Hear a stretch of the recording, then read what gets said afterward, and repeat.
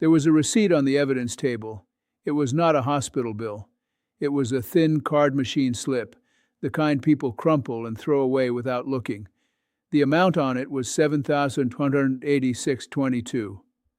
Under that, in gray block letters, it said declined. The timestamp read 2:19 p.m. I still think about that receipt because it should never have existed, not in that room, not on that day, not while Elena Ruiz was on a ventilator and fighting to breathe. If you want to hear the rest of this, and I think you should, subscribe and turn on notifications. I'm not saying that for the numbers.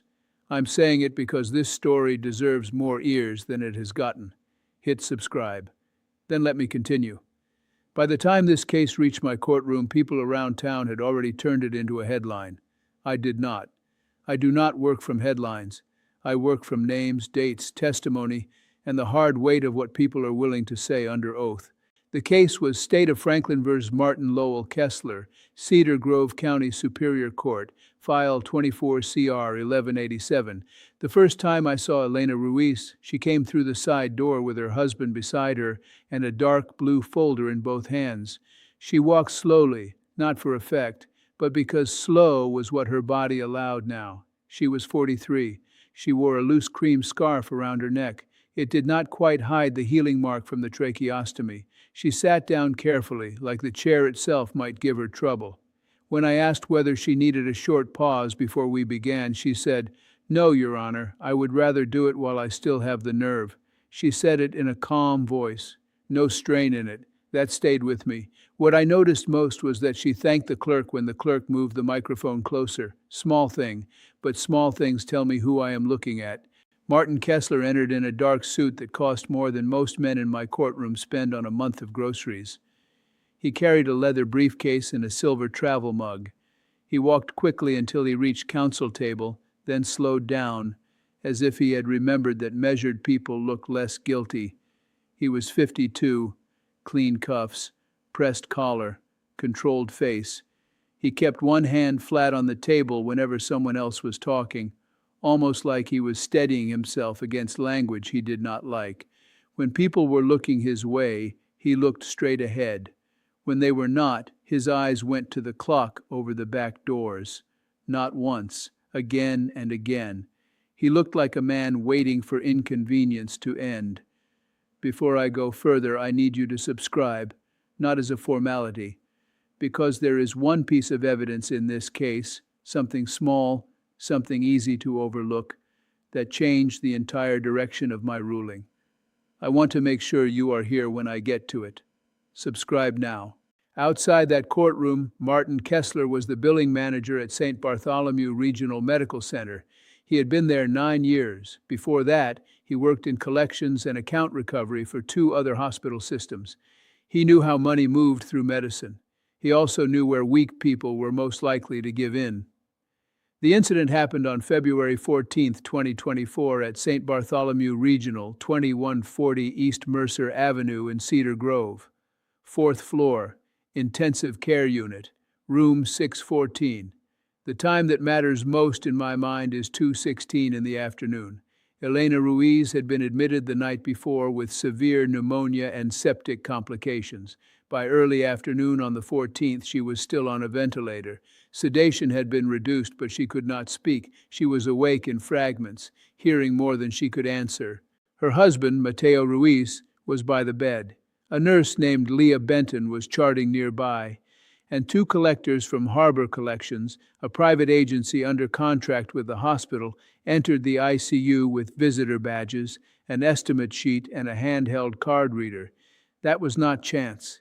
The state proved that at 1:57 p.m., Martin Kessler removed a do not contact in care area hold from Elena Ruiz's account. At 2:03 p.m., he sent an internal message that said, "Room 614 is active. Do bedside resolution before discharge planning muddies it." I heard those words in court. I did not need anyone to explain them to me.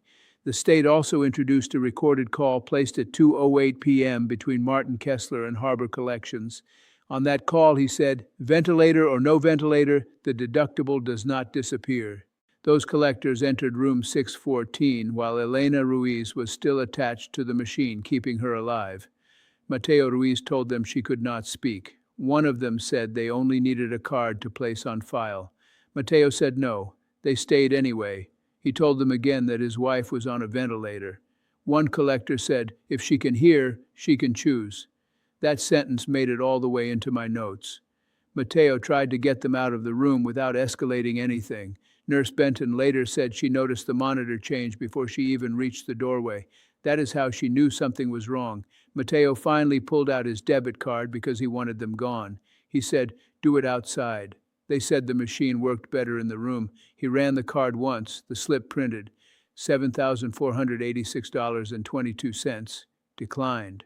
Then one of them asked if he wanted to try a different card or split the payment. Mateo said, my wife is on a ventilator. Nurse Benton entered, took one look, and ordered them out.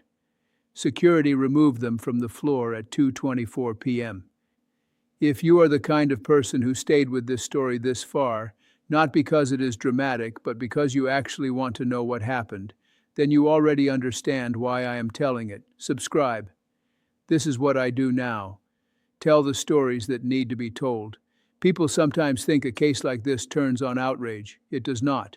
It turns on proof. The first thing I dealt with was a motion from the hospital to seal broad portions of the medical record. That motion failed. There are times when privacy protects people and times when privacy gets used like a curtain. This was the second kind. One thing most people do not know is that I cannot just read secret records in chambers and build a case in my own head. Evidence has to come in through a witness. Someone has to explain what it is, where it came from, and why it matters. In this case, the audit log mattered more than almost anything else. An audit log is simple. It is a footprint left by a computer system. It tells me who touched the account, at what time, and what changed. That log showed Martin Kessler clearing the hold. It showed him opening the Ruiz account again after the collectors were thrown off the floor. It showed him entering a note that said, family counseling completed by consent. That note was false. The charge list was longer than many people expected. Exploitation of a vulnerable adult for financial gain, attempted coercion in collection of medical debt, unlawful use of protected medical information, falsification of a business record. The defense tried hard to paint this as a workplace mistake. The file would not let them. When the trial began, I watched both sides enter from the bench. Elena Ruiz came in through the left door with Mateo beside her. He carried her binder because she was saving strength. She glanced once at the witness stand, then at the water glass, then sat down. Martin Kessler came in through the rear with counsel. He set down his mug, then his briefcase, then squared the edges of his legal pad to the grain of the table. He did that more than once. I notice hands. Hands tell me things faces do not. No one greeted anyone across the room. The clerk called the case. Both sides said they were ready. We began. The first wave of evidence established the ground under our feet. Nurse Leah Benton testified first. 12 years in ICU, steady voice. No interest in theater. She said she saw 2 non-clinical visitors inside room 614 with paperwork and a card reader. She said Elena Ruiz's blood pressure rose while they were present. She said Mateo Ruiz looked trapped between leaving them alone with his wife and making a scene in intensive care. That was her phrase. Then Mateo testified. He was not polished. That did not matter, he said. I did not know whether to hold my wife's hand or get those people out. That sentence stayed with me because it explained the whole room in 12 words. The first wave also brought in badge logs, elevator camera stills, the printed estimate sheet, the contract between the hospital and Harbor Collections, and that receipt, the one from 2:19 p.m., the one that should not have existed.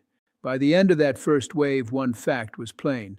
Debt collection activity had entered an ICU room while a patient lay on a ventilator. The defense could not move around that. So they tried to move around intent. I watched Martin Kessler during that part.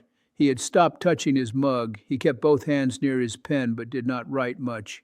When Nurse Benton spoke, he looked at the far wall instead of at her. I have told this story before, to colleagues, to my family once, and every time I get to this part, I go quiet for a second. Subscribe to this channel if you want to hear what comes after the quiet. I promise it is worth it.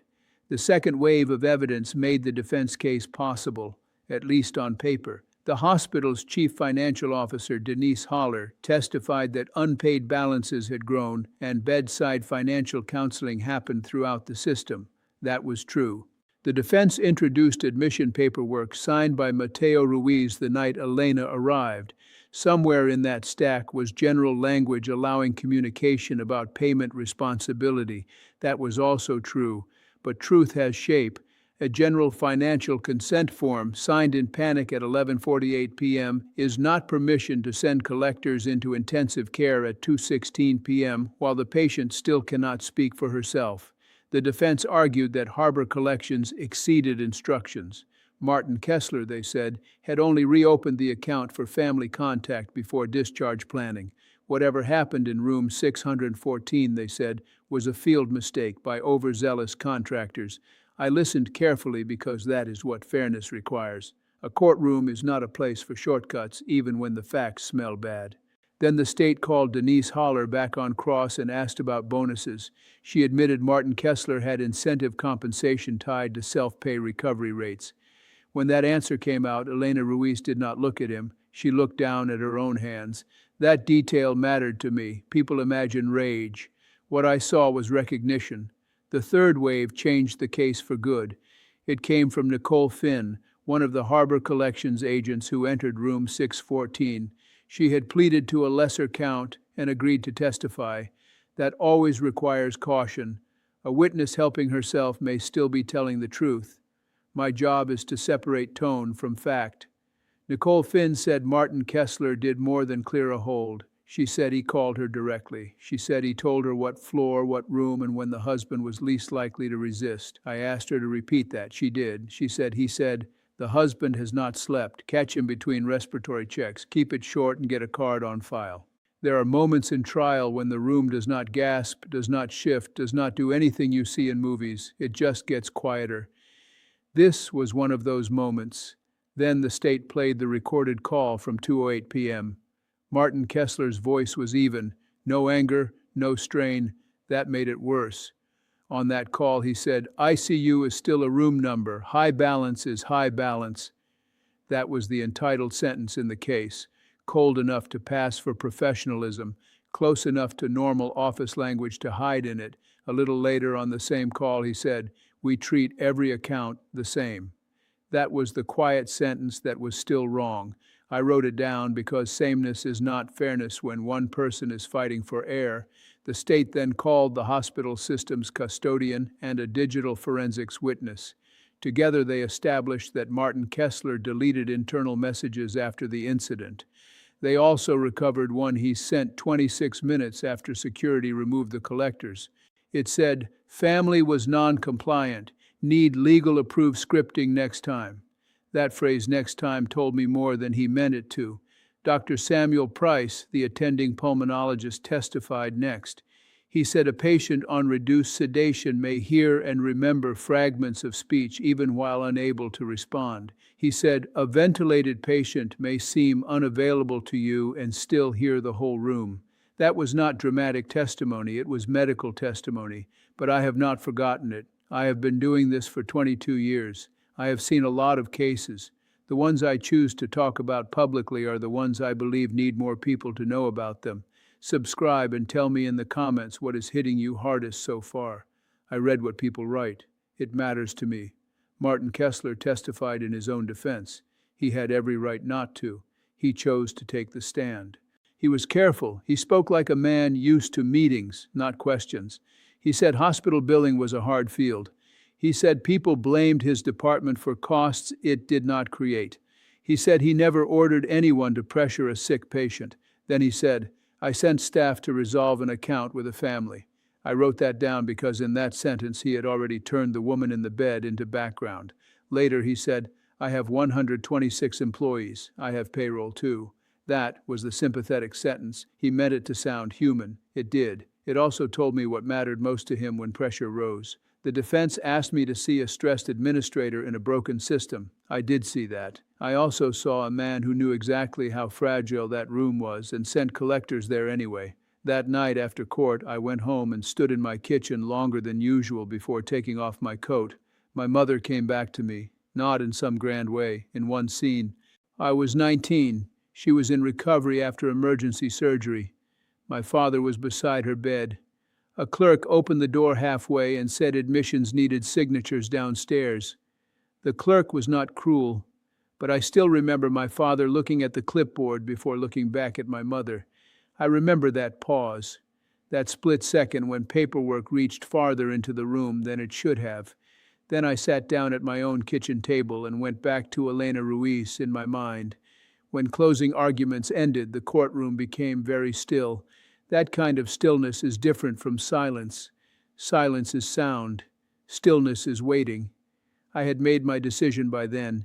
If I am honest, I had made most of it the night before. But saying a thing out loud in a room where people must live under it is different from writing it in notes. Martin Kessler looked down at his legal pad. He had not written on it for nearly an hour. Elena Ruiz held the edge of the table with 2 fingers. Mateo Ruiz stood behind her chair, one hand on the back of it. I found Martin Lowell Kessler guilty on all 4 counts: exploitation of a vulnerable adult for financial gain, attempted coercion and collection of medical debt, unlawful use of protected medical information, falsification of a business record. The first reaction I noticed was not from Elena Ruiz. It was from Nurse Leah Benton in the second row. She closed her eyes once, then opened them and stared ahead like someone who had been carrying this longer than anyone knew. The verdict was not the hardest part of this case for me. The sentencing was. Because sentencing is where I had to decide not just what was legal, but what was right. Subscribe so you do not miss what I decided. I am getting to it now. Sentencing took place 4 weeks later, on June 28, 2025. I had the presentence report, victim letters, employment records, probation recommendations, and briefs on what conditions the law would allow me to impose. Elena Ruiz spoke before I did. She stood on her own. No one asked her to. She said, "I know hospitals cost money. I know bills are real, but that day I was not a balance due. I was a person trying to stay alive." That was her sentence before sentencing. I have never forgotten it. Then Martin Kessler addressed the court. He apologized in the careful way some people do when they regret outcome more than act. He said, "I regret the pain this caused." He did not say Elena Ruiz's name until his lawyer touched his sleeve. When it was my turn, I looked at him and then at the file and then back at him. I said, "Mr. Kessler, I am ordering you to serve 180 days in county custody, followed by 5 years of supervised probation. I am doing that because what happened here was not a paperwork lapse. It was the use of helplessness as leverage, and confinement is needed to mark that line." I said, "I am also ordering that for 5 years you may not work in hospital billing, patient access, debt collection, revenue recovery, or any role that gives you authority over patient accounts. You may not enter any licensed patient care floor in this state except as a patient or immediate family visitor. I am doing that because you used access as a tool, and I am taking that tool away." I said, "I am ordering you to pay a fine of $250,000 to the Cedar Grove ICU Family Relief Fund. I am doing that because the harm in this case happened in a room where families should be protected, not cornered." I said, "I am ordering restitution to Elena Ruiz in the amount of $186,430.12 for respiratory rehab, trauma counseling, home nursing copays, lost wages, and credit repair. I am doing that because consequences belong first to the person who carried them." I said, "I am ordering 800 hours of community service with North River Medical Debt Council Project and the County Patient Advocacy Desk. You will help patients apply for charity care, review itemized bills, and sit in waiting areas where families are making hard decisions. I am doing that because you need to stand where your choices once placed pressure." I said, "And there is one more thing. Within 30 days of your release, you will appear at a public meeting of the St. Bartholomew Board of Trustees and read a written statement approved by this court. You will name Elena Ruiz. You will state what you did. You will state that no patient in critical care should be approached for bedside payment collection. That statement will remain on the hospital website and Harbor Collections website for 90 days. I am doing that because quiet harm survives when systems stay quiet about it.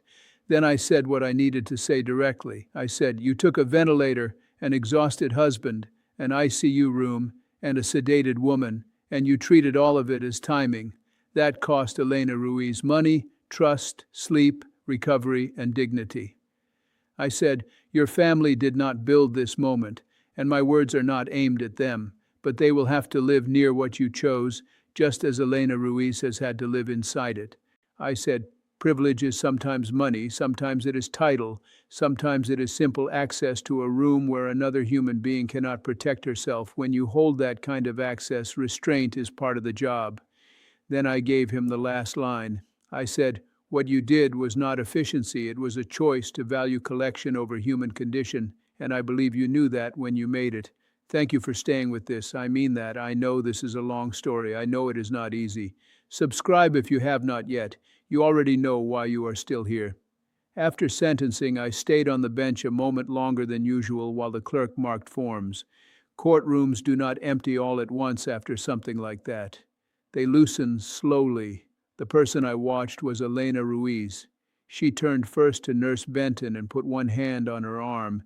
Then she said to Mateo very quietly, "Let's go outside. I want air that isn't measured." That was the second sentence of hers I have carried with me. Martin Kessler did not look back at her when deputies moved him. He looked toward the public benches, where a woman I understood to be his sister was putting papers into his briefcase. The appeal was filed on July 19, 2025. The Franklin Court of Appeals, 2nd District, heard it that fall. He challenged the evidence in several sentencing conditions, especially the work restriction and the public statement. On October 3, 2025, the appellate court affirmed in full. The opinion said the evidence showed purposeful coercion through delegation and that the sentencing conditions were tied to the offense, the victim, and public protection. It took just under 11 months from conviction to final ruling. I was not surprised, but I was relieved.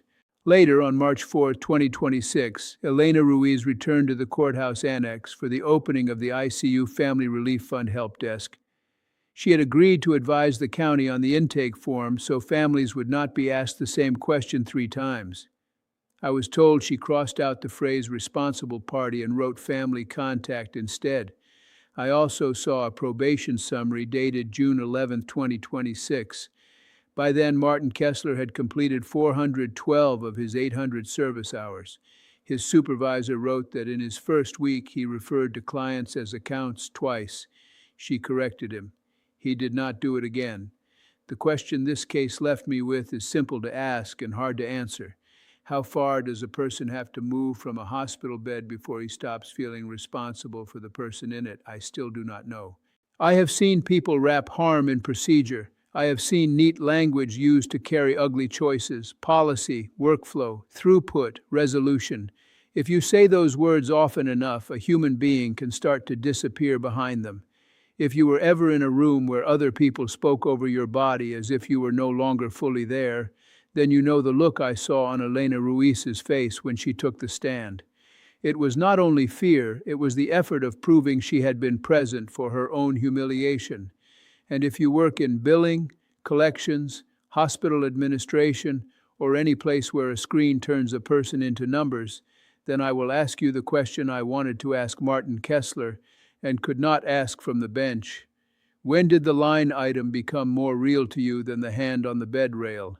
Here is one thing you can do. The next time a file leads you toward a patient in crisis, stop and ask one plain question. Can this person freely hear, speak, and choose right now? If the answer is no, wait.